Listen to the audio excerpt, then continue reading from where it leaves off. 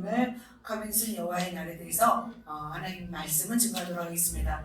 우리가 살아가고 있는 이 세계는 보이는 존재가 있고 보이지 않는 존재가 있습니다. 보이는 존재는 누구예요? 바로 우리입니다. 사람이고 또한 자연 만물이고 동물들입니다. 보이지 않는 존재가 있습니다. 누구일까요? 하나님이십니다. 그리고 천사도 있고 악한 영도 있고 마귀 귀신들이 있습니다. 보이지 않는 존재가 때로는 보이는 존재를 보이지 않는 존재가 보이는 세계를 이렇게 움직이고 다스리고 있습니다. 자, 하나님이 다스리고 있고요. 또 악한 영이 또 악한 세계를 또 지배하고 있는 것 같습니다. 자, 지금 사람들은 그래서 지금을 마지막 때라고 하고 있습니다. 마지막 때 맞습니까? 네. 주님이 승천하시고 다시 오실 때까지를 말세라고 부릅니다. 그러나 이 말세는 고통하는 때가 이른다고 성경은 말씀하고 있습니다. 그렇다면 이 말세 중에 말세의 끝날은 어떤 날일까요? 바로 주님이 재림하는 날일 줄 믿습니다. 마태복음 24장 30절입니다. 같이 한번 읽겠습니다. 그때 인자의 징조가 하늘에서 보이겠고 그때 땅의 모든 족속들이 통곡하며 그들이 인자가 구름을 타고 능력과 큰 영광으로 오는 것을 보리라 말씀하고 있습니다. 인자의 징조가 하늘에서 보이네요. 그리고 구름을 타고 큰 능력과 영광으로 오는 것을 보리라 말씀하고 있습니다. 마태복음 24장 31절에도 나와 있습니다. 같이 읽습니다. 그가 큰 나팔 소리와 함께 천사들을 보내리니 그들이 그의 택하신 자들을 하늘을 이끌어서 적들까지 사방에서 모으리라 이렇게 말씀하고 있습니다. 무슨 소리와 함께요? 큰 나팔 소리와 함께 천사들을 보내시고 택하신 자들을 이끌어서 적끝까지 사방에서 모은다고 말씀하고 있습니다. 베드로후서 3장 10절에 이런 말씀이 있습니다. 그러나 주의 날이 도둑같이 오리니 주님의 날이 어떻게 오시네요? 도둑같이 온다고 말씀하고 있습니다. 그러면서 너희는 깨어있으라 이렇게 말씀하고 있습니다. 이렇게 주님이 도둑같이 오면은 의인들에게는 어떤 날일까요? 의인들에게는 영광이 날일 것입니다. 좋은 날일 것입니다. 그러나 악인들에게는 어떤 날일까요? 원수마귀와 악인들은 심판과 두려움의 날인 줄 믿습니다. 그렇다면 여러분은 마지막 날이 두려우신가요? 아니면 사모하는 날인가요? 사모하는 날. 할렐루야. 우리는 사모하는 날이 되어야 될 줄 믿습니다. 그 마지막 때에 하나님의 일을 방해하는 자가 있습니다. 누구일까요? 악한 원수마귀 사단입니다. 예수님이 이 땅에 오신 이유는 우리를 구원하시기 위해서 오셨고 또 마귀의 일을 멸하기 위해서 오셨다고 말씀하고 있습니다. 그래서 원수 마귀의 존재를 우리가 우습게 보아서도 안 되고 그렇다고 너무 두려워해서도 안 될 줄 믿습니다. 왜냐하면 우리는 믿음의 주여 온전케 하신 예수를 바라보며 믿음으로 살아갈 때 우리는 승리하게 될 줄 믿습니다. 지금도 원수 마귀는 광명한 천사로 변장하여서 믿음이 떨어진 자, 삼킬 자를 찾아서 두루 찾아다니고 있다고 성경은 말씀하고 있습니다. 그래서 우리는 이 시대는 깨어 있어야 될 줄 믿습니다. 타락한 천사를 사단, 마귀 그리고 귀신으로 이렇게 구분합니다. 사단과 귀신의 차이는 뭐냐면 계급과 능력의 차이로 볼 수 있습니다. 악한 영은 어디에 존재하냐면 이 땅에도 존재하지만 음부에도 더 많이 존재하고 있습니다. 그래서 한동안 우리가 악한 영에 대해서는 조금 이야기를 하지 않고 우리가 살았는데 다시 한번 우리가 깨어나야 되기 때문에 다시 한번 다루겠습니다. 그리고 음부는 어디에 있냐면 지구 속 안에 있습니다. 지구 속 안에 존재하고 있습니다. 이것이 마지막 때가 되면은 다 풀려 나와서 지상으로 나와서 지상에서 대전쟁이 있을 거라고 말씀하고 있습니다. 천사의 세계는 세 천사들이 있었잖아요. 루시엘, 가브리엘, 미가엘이 있었습니다. 그 중에 루시엘이 어떻게 했어요? 하나님을 대적하고 교만해져서 타락하게 되었어요. 그래서 루시퍼가 되었습니다. 그래서 루시퍼의 이 잔재들, 부하들은 다 졸개가 되었고 다 악한 마귀 사단 귀신이 되었다고 말씀하고 있습니다. 그래서 이 악한 영을 우리가 대적하고 악한 영을 무찌르기 위해서는 어떻게 되냐면 천사들이 그냥 물리치지 않아요. 천사들이 알아서 물리치지 않아요. 그러면 누가 물리쳐야 돼요?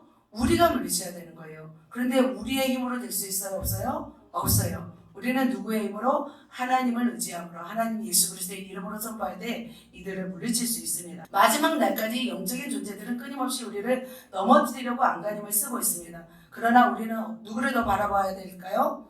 우리는 예수 그리스도 하나님을 더 바라봐야 될 줄 믿습니다. 이 마지막 날에는 이들을 어떻게 하냐면 불과 유황못으로 이 원수마귀를 다 넣으실 거예요.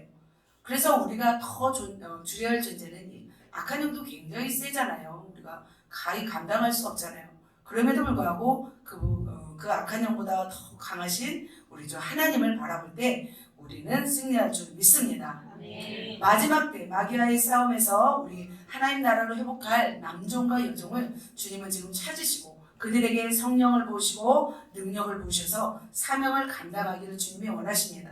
그래서 오늘 요엘 선지자를 통해서 우리에게 말씀하십니다. 이 마지막 때가 되면은 이 마귀의 세력도 더 요동할 것이고 더 악랄해질 것입니다. 그때 하나님의 능력을 받아 온 세상에 하나님의 나라를 이룰 하나님의 사람들을 주님은 일으키시기를 원하십니다. 저와 여러분이 그런 분이 되시기를 예수님의 이름으로 축복합니다.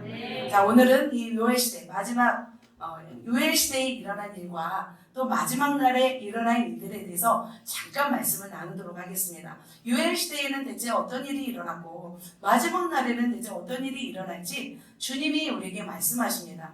우리는 그 메시지를 듣고 우리에게 주시는 메시지, 우리가 또 결단하고 우리가 또 깨달을 것은 무엇인지 발견하고 우리가 삶에서 적용하시는 우리 모두가 되시기를 예수님의 이름으로 축복합니다. 아멘. 자, 요엘 시대에 일어났던 일을 또 말씀드리겠습니다. 요엘 시대에 어떤 일이 일어났을까요? 무슨 일이 일어났어요? 메뚜기 때에 습격이 있었습니다. 왜 있었는지 메뚜기 때를 통한 하나님의 메시지는 무엇인지 오늘도 살펴보도록 하겠습니다. 서두가 좀 길었네요. 자, 요엘서 1장 1절입니다. 같이 읽겠습니다. 시작. 부디엘의 아들 요엘에게 임한 여호와의 말씀이라. 요엘 선지자는 BC 9세기 요아스 왕 때에 남유다에서 활동했던 선지자였습니다. 요엘 선지자 보이시나요? 자, 위에는 북이스라엘입니다. 아래는 남유다입니다. 요엘 선지자는 이 요아스 때에 활동했던 선지자인데요. 이 당시의 정치적 상황은 굉장히 혼란스러웠습니다. 남유다의 4대 왕 르호보암, 아비암, 아사, 여호사밧이잖아요. 그래서 여호사밧은 4대 왕이었는데 이 4대 왕 여호사밧과 누구와 친했냐면 아합 왕과 친했어요. 그래서 아합 왕의 딸이 아달랴였고요. 여호사밧의 아들이 누구였냐면 바로 여호람이었어요. 이 아달랴와 여호람을 결혼시키게 돼요. 그래서 동맹을 하게 되었어요. 그런데 여호람은 8년 정도를 통치해요. 유다 남유다에서 8년 정도 통치하다가 40세에 죽어요. 저희 밑에 나오지 않았지만 그의 아들 아하시아가 22세의 왕이 되어서 1년간 통치하게 돼요. 그래서 왕하 11장 1절에 보면은 아하시아가 이렇게 죽어요. 아까 누구의? 여호람의 아들 아하시아가 죽어요. 그리고 아하시아의 어머니 아달랴가 그의 아들이 죽은 것을 보고 왕의 자손을 모두 멸절하게 돼요. 왜냐하면 자기가 유다의 정권을 잡기 위해서 자기의 손자들을 다 죽이는 거예요. 그 현장에서 살아남은 자가 있었어요. 누구예요? 아하시아의 아들 요아스가 살아남았어요. 극적으로 살아남았어요.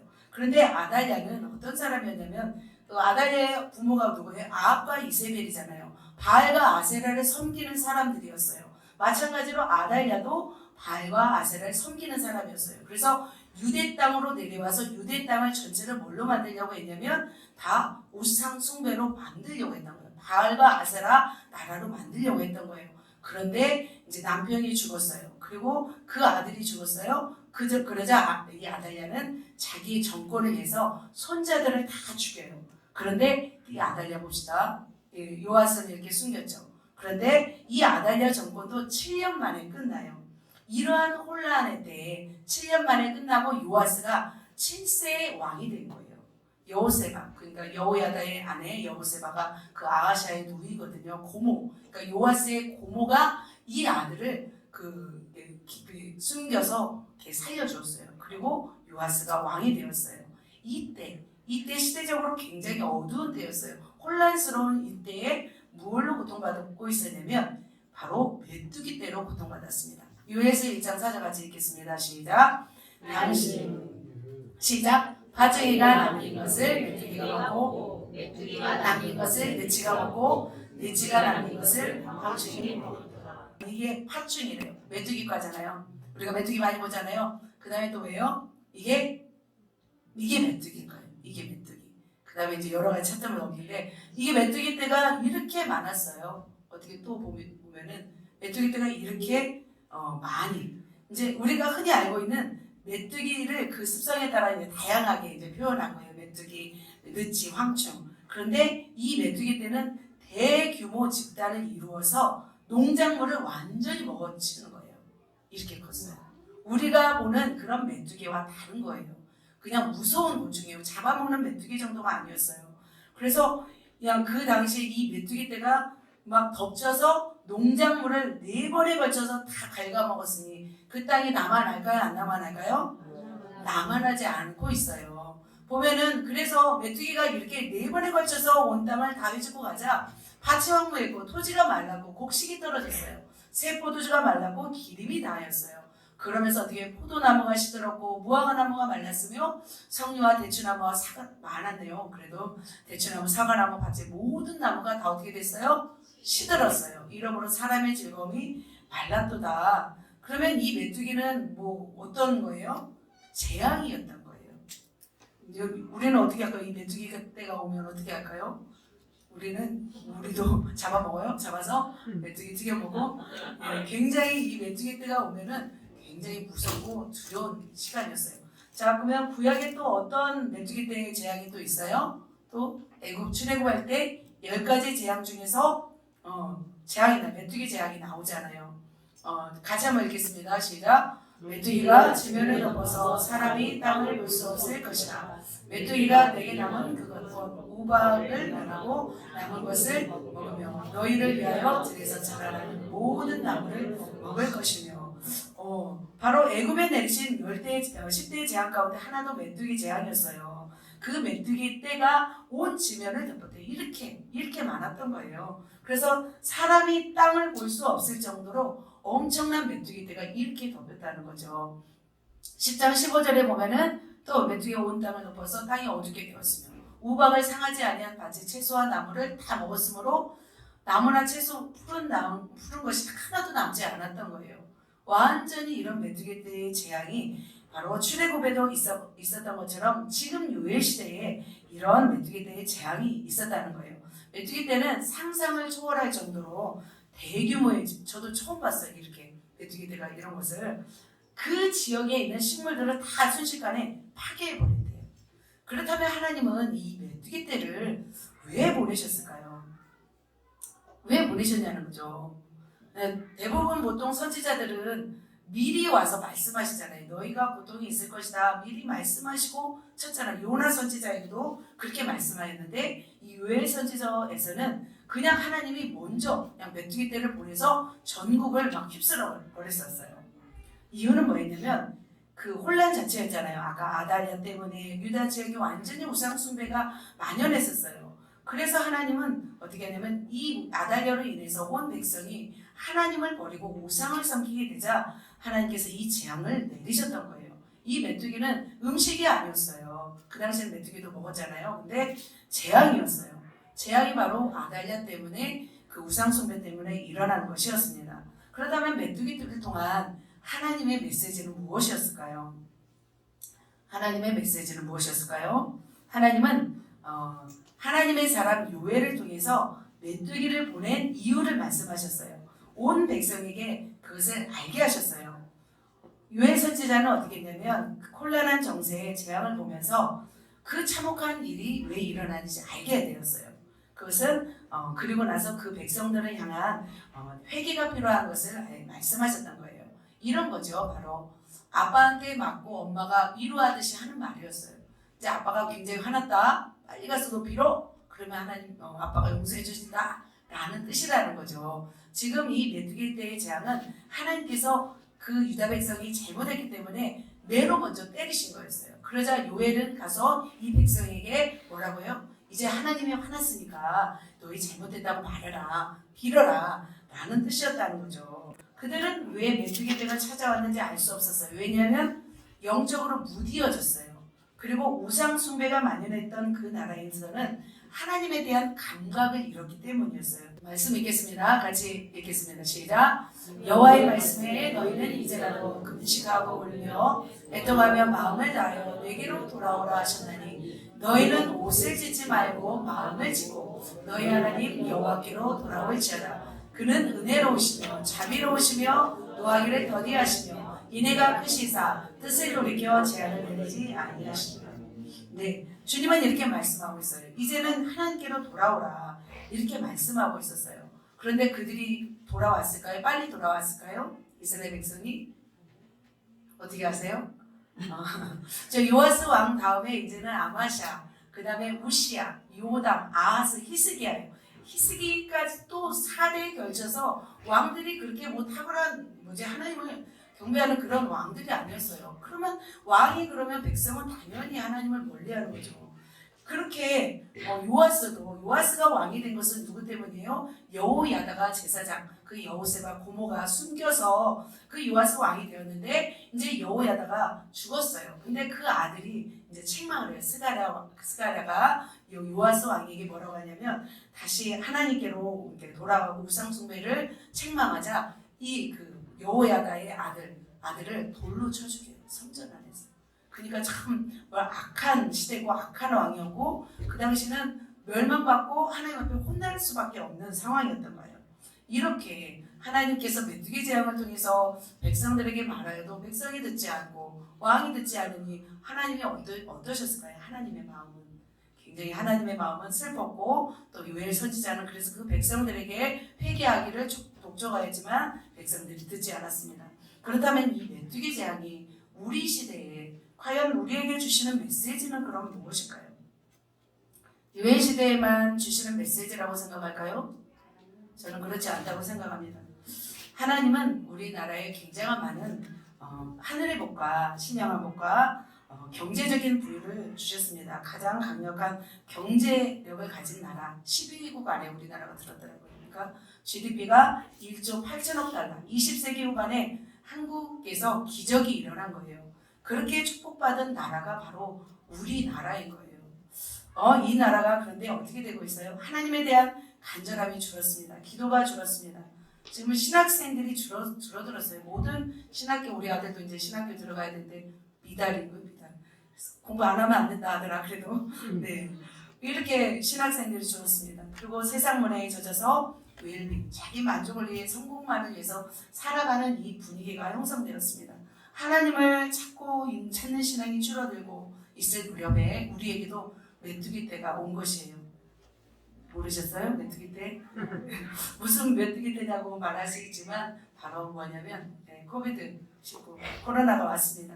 우리나라뿐만 아니라 전 세계적으로 메뚜기 때가 들이닥쳤습니다. 메뚜기 때와 가장 비슷한 코로나19가 바로 재앙이었습니다. 요엘 시대에는 남유다에만 있었어요. 그런데 이 시대는 전 세계적으로 재앙이 왔던 것입니다. 사람들이 메뚜기 때가 왜 왔는지 몰랐던 것처럼 많은 사람들이 왜 코로나가 왔는지 몰랐어요. 하나님의 재앙, 코로나가 덮치자 하나님을 믿고 나름대로 신앙생활했던 많은 신앙인들이 어떻게 했어요? 코로나가 무서워서 사람 만나기를 두려워했습니다. 코로나가 무서워서 하나님께로 나오기를 두려워했습니다. 교회들이 문을 닫고 하나님의 의지하기보다는 세상의 소리를 듣고 움직였습니다. 두려움과 공포 속에서 우리는 무엇을 의지했어요? 마스크를 의지했죠. 네, 백신을 의지했습니다. 마스크를 의지했습니다. 자, 코로나가 무서워서 교회를 안 나오고 벌벌 떨었던 사람 한번 손 들어보시겠습니까? 제자들 말고는 다 무서워했던 것 같은데 손을 안 드시네요. 네. 벌써 이렇게 시간이 지나면서 메뚜기 때 코로나 재앙이 이제는 끝나가고 있는 무렵입니다. 바로 메뚜기 재앙, 코로나 재앙은 바로 마지막 날을 경고하는 우리는 메시지로 드려야 될 줄 믿습니다. 우리는 지난 2년 동안 지켜보면서 생각하고 경각심을 가져야 될 줄 믿습니다. 지금은 코로나에 대한 두려움이 다 사라지고 있는 시대잖아요. 지금 시대를 살아가고 있는 우리에게 주는 메시지라고 저는 생각합니다. 이제는 그러면 어떻게 해야 될까요? 이제 코로나도 사라지고 있습니다. 그렇다면 이제는 마음껏 이제 놀러 다녀야 되겠습니까? 마음껏 이제 일하면서 다녀야 되겠습니까?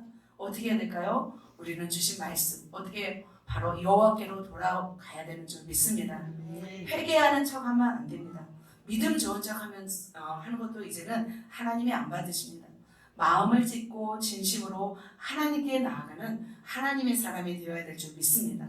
그래야만이 여호와의 날에 승리할 줄 믿습니다. 그렇게 주님 바라보시면서 더 달려가시겠습니까? 아멘. 우리가 조금만 영적으로 깨어있지 않으면 우리가 느슨해지더라고요.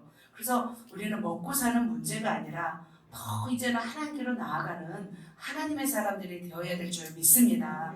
왜 그렇게 해야 되냐면 바로 여호와의 날이 다가오고 있기 때문입니다. 메뚜기 재앙으로 치신 후 하나님은 마지막 되어질 일들에 대해서 요엘 선지자에게 말씀하셨습니다. 메뚜기 재앙, 그 유다의 멸망의 날을 바로 메뚜기 재앙이 경고하고 있기 때문입니다. 요엘서 보면 1장 15절에 보면 여호와의 날 나오고 있습니다. 2장 1절 여호와의 날, 2장 11절 여호와의 날, 막 3장에도 나오고 있습니다. 여호와의 날에 대한 표현을 많이 하고 있어요. 요엘은 앞으로 있을 유대에 쳐들어올 바벨론 군대, 바벨론이 AD 586 722년에 아수르가 망했고 586년에 유다가 망했잖아요. 그 날을 의미하는 날이었습니다. 여호와의 심판의 날을 의미하는 거였습니다. 그들은 이제 가깝게 이제 바벨론에 멸망하는 날이었고, 또 AD 70년에 티도 장군에 의해서 예루살렘 성전이 멸망하는 날이었고, 마지막 또 주님이 오시는 날, 그리고 또 백부자 심판에서 또 뭐죠? 그 날은 또 여호와의 날이라고 볼 수 있습니다. 지금까지는 이렇게 요엘 시대에 대해서 이렇게 말씀드렸습니다. 그렇다면 마지막 날, 여호와의 날, 마지막 날, 그 날에 있을 일은 무엇인지 또 말씀드리도록 하겠습니다. 마지막 날, 여호와의 날에 일어날 일. 요엘서 2장 31절 같이 한번 읽겠습니다. 여호와의 크고 두려운 날이 이르기 전에 해가 어두워지고 달이 빛까지 변하더니와. 또 하나 있어요. 시작. 주의 크고 영화로운 날이 이르기 전에 해가 변하여 어두워지고 달이 변하여 비가 되리니. 자, 여러분은 두 가지잖아요. 크고 영화로운 날과 크고 두려운 날이 있어요. 자, 사도행전에서는 크고 영화로운 날이라고 표현했고, 요엘에서는 크고 두려운 날이라고 표현했습니다. 그러면 여러분은 두려운 날입니까? 영화로운 날입니까? 그 날이 영화로운 날인 줄 믿습니다. 그렇다면 이렇게 주님의 마지막 날 어떤 일이 일어나는지 한번 살펴보도록 하겠습니다. 먼저 땅에서, 그리고 하늘에서, 그리고 사람들에게 하나님이 마지막 날에 어떠한 일을 행하시는지 우리 살펴보도록 하겠습니다. 땅에서는 어떤 일이 일어나요? 피와 불과 연기의 징조가 일어난다고 말씀하고 있습니다. 요엘서 2장 30절 같이 읽겠습니다. 시작. 내가 이적을 하늘과 땅에 베풀리니 곧 피와 불과 연기 이두니라. 사도행전 2장 19절 똑같습니다. 또 내가 위로 하늘에서는 기사를, 아래로 땅에서는 징조를 베풀리니 곧 피와 불과 연기로다. 이렇게 말씀하고 있습니다. 자, 마지막 때는 이 홍수와 기근과 태풍, 지진, 쓰나미 이를 통해서 엄청난 인명과 재산의 피해가 있습니다. 또 곳곳에서는 전쟁과 국지전이 발생하고 있습니다. 아프가니스탄 사태가 일어난 이후에 또 지금 어떤 사건이 일어났어요? 우크라이나 침공이 일어났잖아요. 그때 모든 민족이 알게 되었습니다. 시간이 갈수록, 날이 갈수록 더 음란해지고 또 폭력적인 삶을 살아가고 있습니다. 그래서 요엘 선지자는 이렇게 이 땅에서 일어날 일들, 재난과 징조를 뭐라고 말씀하고 있냐면 피와 불과 연기라고 말씀하고 있습니다. 그렇다면 피는 무엇일까요? 피는 생명과 연관되어 있습니다. 바로 사람들의 갑작스러운 죽음을 의미합니다. 지금도 많은 사람들이 생명을 잃고 있습니다.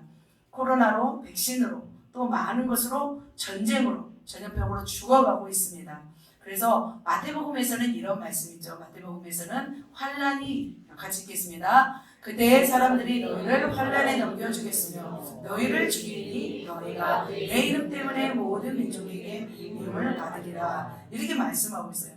코로나가 일어난 이후에 작년과 올해 세계 곳곳에서 많은 지진과 홍수와 비행기 추락사고, 배 침몰 사건들이 굉장히 많았어요. 자연재해도 굉장히 많았습니다. 이 일들이 다 우연으로 되었을까요? 아니면 하나님의 어떤 징조일까요? 하나님의 징조인 줄 믿습니다. 또 얼마나 많은 사람들이 전쟁으로 죽었는지 모릅니다. 같이 한번 읽겠습니다. 시작. 나라가 나라를 대적하여 일어나겠고 곳곳에 기근과 지진이 있으리니. 이렇게 말씀하고, 이 모든 것은 재난의 시작이니라 이렇게 말씀하고 있습니다. 이렇게 우리나라도 6.25 사변 전쟁으로 인해서 군인과 민간인이 250만 명이 죽었대요. 그러면 전주 인구가 한 60만 명이잖아요. 64, 24. 전주 인구의 4배인 거예요. 전라북도 인구가 거의 죽었다고 볼 수 있어요. 지금도 우크라이나 전쟁이 이렇게 있습니다. 수만 명이 죽고 있습니다. AD 70년대 예루살렘 성이 함락되었을 때 그곳에 100만 명이 죽었다고 합니다. 지금도 보면은 요즘 사건들도 많이 일어나고 있어요. 사건이 일어나고 이렇게 기근이 일어나고 이렇게 지진이 일어나고 있습니다. 그리고 이집트 항공 추락 사건 보니까 66명이 사망했다고 했더라고요. 그리고 중국 여객기 사건도 있잖아요. 132명이 죽고 일본에서도 배가 침몰하여서 지금 26명이 탄 배가 침몰하였는데 11명이 지금 구조되었는데 다 죽은 그 시신을 구조했다고 합니다.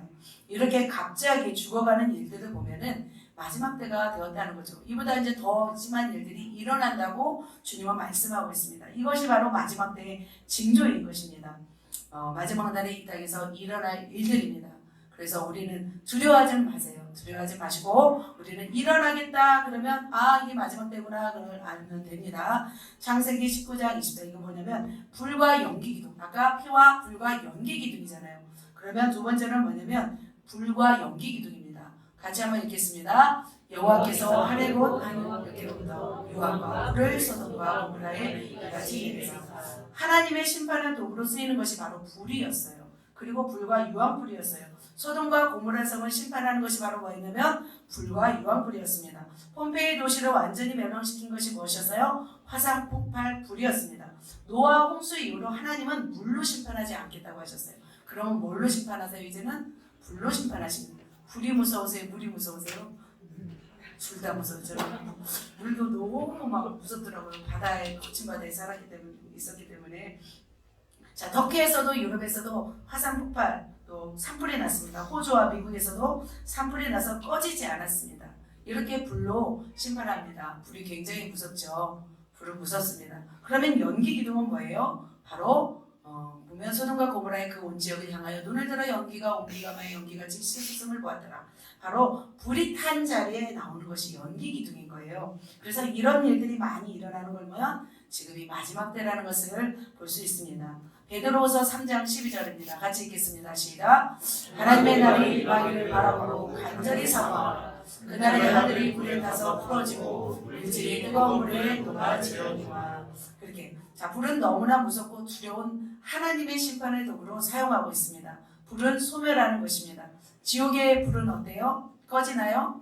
지옥의 불은 영원히 꺼지지 않습니다. 주님은 그 밖에도 말씀하고 있습니다. 이렇게 피와 불과 연기라고 말씀하시면서도 마태복음 24장 21절에는 또 이런 말씀이 있습니다. 읽겠습니다. 시작. 이는 그때에 큰 환난이 있겠습니다. 창세로부터 지금까지 이런 환난이 없었고 후에도 없으리라. 그때 또 환난이 있겠습니다. 그런 환난이 이 마지막 날에 마지막 때에 일어난다는 것이에요. 그래서 우리는 지금 이렇게 안전하다 평안하다 이렇게 할 때가 아니라는 거죠.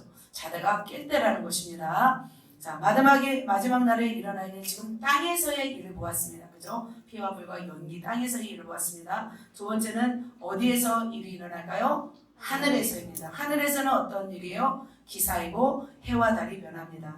1월 성신의 변화이고 해와 달이 변한다고 말씀하고 있습니다. 같이 한번 두 말씀 읽겠습니다. 시작. 여호와의 크고 두려운 날이 이르기 전에 해가 어두워지고 달이 핏빛같이 변하려니와 주의 크고 영원한 날이 이르기 전에 해가 변하여 어두워지고 달이 변하여 티가 되리라. 이렇게 말씀하고 있습니다. 요엘서하고 사도행전은 베드로가 설교했잖아요. 마가의 다락방에 성령의 역사가 일어났을 때 베드로가 이 요엘 선지자의 말씀을 가지고 인용해서 말씀하였기 때문에 똑같은 말씀이 나오고 있습니다. 아직은 지금 해가 멀쩡하고 있죠. 근데 말씀해 보니까 해가 어떻게 해야 된다고 했어요? 해가 어두워진다고 말씀하고 있습니다. 언젠가 이 해가 희미해진 날이 온다고 하신 것이죠. 그러니까 제가 예전에 꿈을 한번 꾼 적이 있어요. 그런데 그때 제가 그 꿈을 꾸고 굉장히 무서운 적이 있어요. 왜냐하면 해가 막 어두워진 걸 봤어요. 해가 어두워지고 온 세상이 막 캄캄해지는 것을 제가 본 기억이 납니다. 요나가 그 니느웨 성에 가서 복음을 전하잖아요. 그런데 그 강박한 니느웨 성이 회개하잖아요. 우리는 굉장히 의아했잖아요. 왜 그랬냐면 그 당시 그 회개할 당시 그 2년 전에 뭐가 일어나냐면 일식이 일어나서 그 해가 어두워진 것을 경험했다는 거예요. 한동안. 그래서 니느웨 백성들은 두렵고 떨림이 있었던 거예요. 그때 요나가 가서 바로 그 회개하라 선포할 때 니느웨 백성들이 죄를 덮어쓰고 왕으로부터 막 회개하게 되었습니다. 저도 예전에 이제 캐나다 인디언 마을에 가서 그 선교한 적이 있었는데 거기는 좀 특이했어요. 밤 11시가 됐는데 해가 있어요. 해가. 그래서 눈은 감기는데 낮인 거예요. 낮인 거예요. 밤 11시가 돼도 해가 떠 있는 모습을 보았습니다. 그래서 참 좋았어요. 이렇게 낮이 기니까 너무 좋더라고요. 그런데 이 해가 빛을 잃는다. 빛이 없다. 생각하면 어떻게 될까요? 계속 우리는 이제 어둠 가운데 있는 거죠.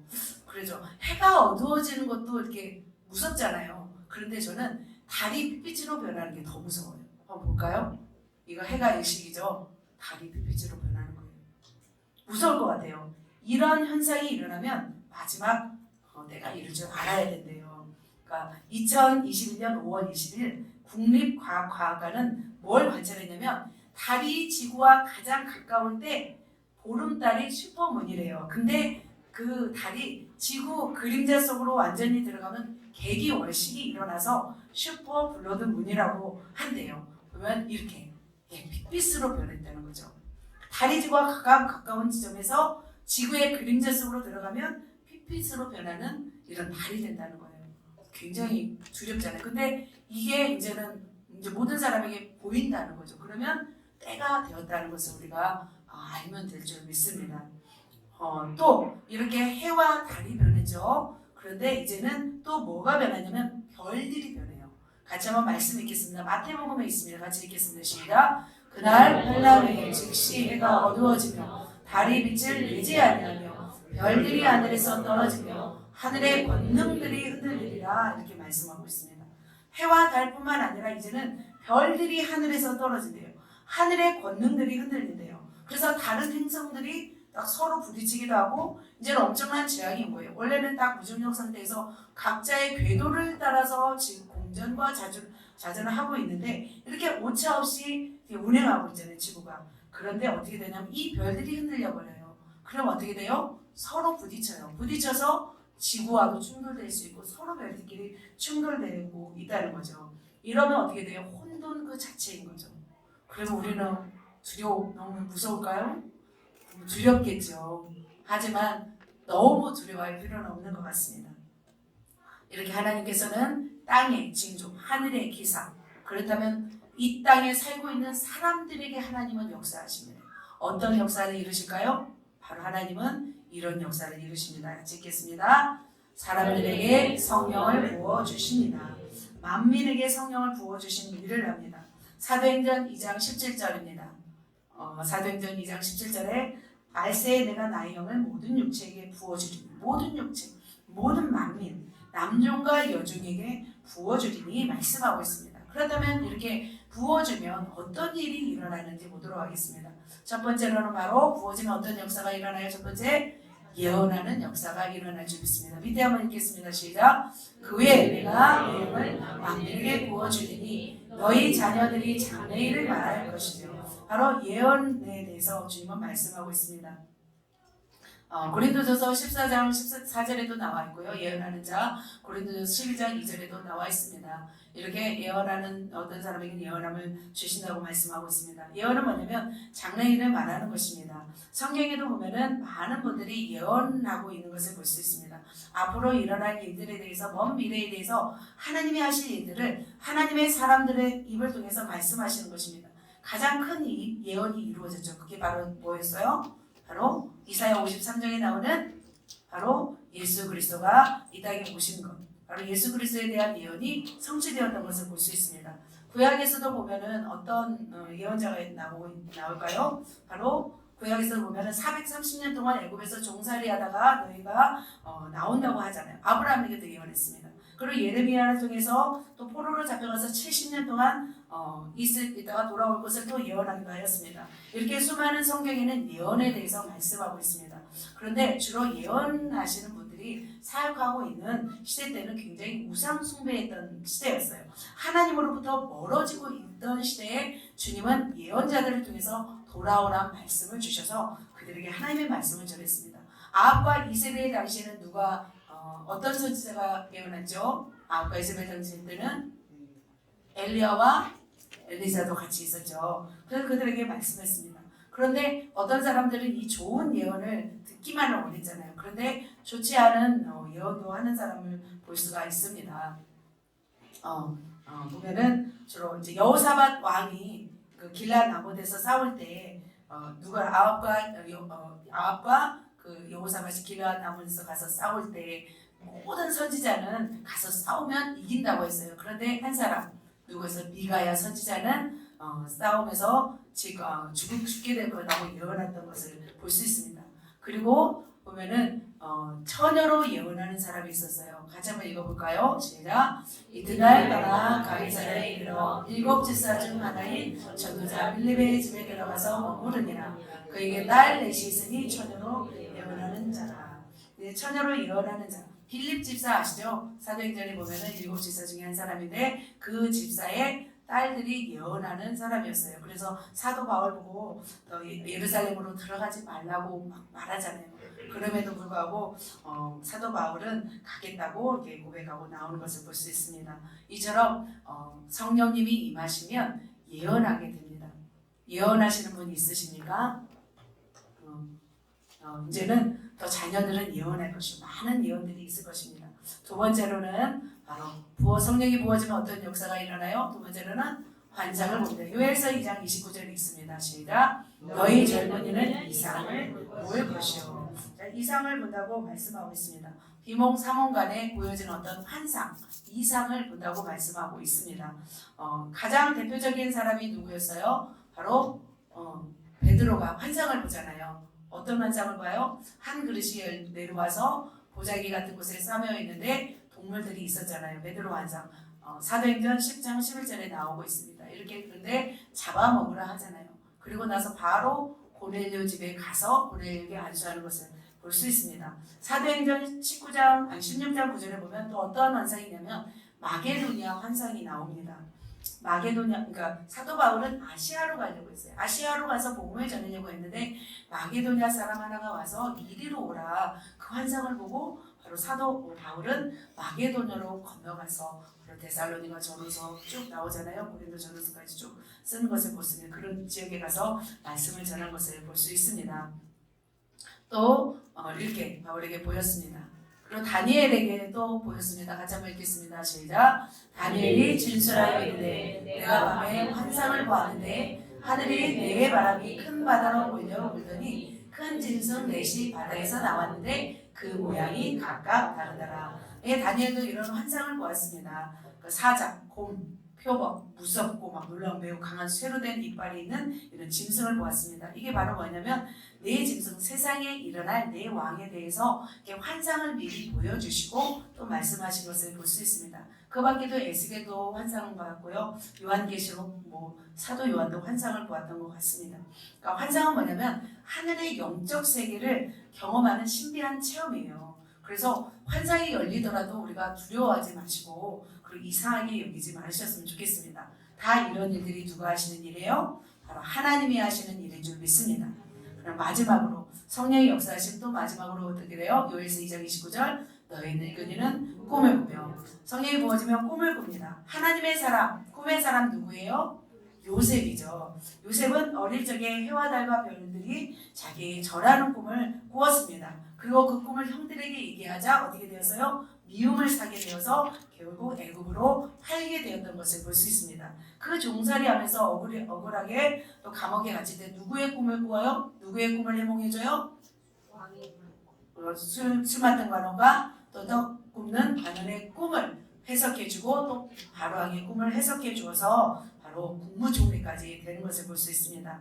그래서 바로왕의 꿈은 어떤 꿈이었어요? 앞으로 일어날 흉년, 풍년, 그리고 7년의 풍년, 7년의 흉년에 대한 꿈, 살찐 암소, 흉악하고 파리한 7 암소. 그래서 흉악하고 파리한 암소가 살찌고 좋은 암소를 잡아먹는 꿈을 꾸면서 이 꿈을 해석하는 것을 볼 수가 있습니다. 또 느부갓네살이 꿈을 꾸는 것을 볼 수 있습니다. 같이 한번 읽겠습니다. 시작. 그 우상의 머리는 순금이요 가슴과 두 팔은 은이요 배와 납중다리는 노시요 그 종아리는 쇠요 그 발은 얼마는 쇠요 얼마는 진흙이었다. 이거 무슨 꿈이었을까? 이 꿈의 해석은 바로 느부갓네살의 꿈이었죠. 네. 그래서 금은 바벨론, 그 다음에 은은 메데와 파르시아, 동은 헬라, 철 로마 철과 나중에는 띠인들이 와서 다 무너뜨리는 꿈을 꾸었습니다. 바로 뭐냐면 세상에 앞으로 일어날 왕들과 나라에 대해서 바로 꿈을 꾸게 했던 거죠. 그래서 하나님은 이런 꿈을 꾸면서 그 꿈을 통해서 하나님의 앞으로 일어날 일들에 대해서 말씀하신다는 거죠. 여러분 꿈을 많이 꾸시나요? 저는 꿈을 엄청 많이 꿔요. 근데 요즘에는 꿈을 안 꾸더라고요. 그래서 예전에는 꿈에 노트가 있었어요. 너무 많이 꿈을 꾸니까 꿈의 노트를 이렇게 적었던 기억이 납니다. 자, 이렇게 마지막 때의 일들을 우리가 살펴보았습니다. 자, 마지막 때에 어떤 일이 일어나요? 땅에서는 해와 불과 연기입니다. 하늘에서는 해와 달이 변합니다. 그리고 사람에게는 성령이 부어지는 것을 볼 수 있습니다. 그렇다면 이런 일들을 우리에게 보여주시는 이유는 무엇일까요? 우리가 어떻게 살기를 원하시기 때문에 이렇게 하나님은 말씀을 통해서 우리에게 말씀하실까요? 바로 우리가 어떻게 돼요? 세월을 아끼고 깨어있기를 원하십니다. 데살로니가전서 5장 6절에 이런 말씀이 있습니다. 주의 날이 도적같이 이를 줄 알기에 우리는 주의 날이 도적같이 오리라 주님은 말씀하고 있습니다. 그렇기 때문에 우리는 자지 말고 오직 깨어 정신을 차리라고 말씀하고 있습니다.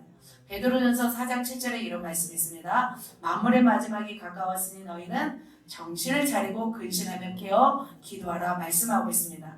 그렇다면 핵심이 무엇일까요? 이렇게 성령을 부어주시고 만민에게 남종과 여종을 일으키고 하나님께서 이게 예언하고 꿈을 꾸고 환상을 보게 하는 이유가 무엇일까요? 바로 이것입니다. 마지막 절입니다. 같이 한번 읽겠습니다. 시작. 누구든지 여호와의 이름을 부르는 자는 구원을 얻으리니. 사도행전 2장 21절입니다. 시작. 누구든지 주의 이름을 부르는 자는 구원을 받으리라. 아멘. 하나님이 원하시는 것은 구원입니다. 아무리 세상이 흉흉하고 세계가 막 흔들릴지라도 하나님은 주의 사람을 구원하기를 원하십니다. 주의 이름을 부르는 자를 구원해 주시기를 원하십니다. 이 땅의 나라는 언젠가 끝이 올 것입니다. 땅도 변하고 하늘도 불에 타서 사라질 것입니다. 그때 하나님은 어떻게 하냐면 이 마지막 때에 강력한 성령을 부어주실 것입니다. 모든 육체에 부어주시고 남종과 여종에게 부어주실 것입니다. 그렇지만 우리는 어떻게 해요? 그때라도 바로 이것입니다. 주의 이름을 부르고 구원을 받는 것이고 그리고 나만 구원받는 것이 아니라 많은 영혼들을 구원으로 이끌어야 될 줄 믿습니다. 그때 악한 영들이 굉장히 우리를 괴롭힐 거예요. 하지만 그렇게 그 시대를 감당하기 위해서는 우리는 무엇을 받아야 되냐면 성령의 충만함을 받아야 될 줄 믿습니다. 하나님은 이 마지막 대추수를 위해서 대부흥을 일으키실 것입니다. 바로 이때 우리는 어떻게 해야 되냐면 바로 성령의 충만함을 받고 성령의 능력을 받아 복음을 증거하는 사람이 되어야 될 줄 믿습니다. 그래서 온 열방이 대주수 사명을 감당하는 강한 영적 군사로 여러분이 깨어나시기를 예수님의 이름으로 축복합니다. 자, 말씀을 정리합니다. 오늘 결단하고 깨달은 것이 무엇이 있었나요? 정리하면 유해 시대 때는 메뚜기 재앙을 통해서 여호와께로 돌아오고 이 시대와 비교하면서 코로나 재앙을 통해서 이제는 끝나갈 무렵에도 우리는 여호와의 날을 기억하면서 다시 여호와께로 달려가야 하는 것입니다. 그리고 이 마지막 때 일어날 일들을 보면서 우리는 깨어있고 정신을 차리고 더 하나님께로 나아가는 하나님의 사람이 되어서 마지막 날 많은 영혼들을 구원하고 많은 영혼들을 주께로 돌아오게 하는 그런 강력한 하나님의 복음 전도자로 여러분이 세워지기를 예수님의 이름으로 축복합니다.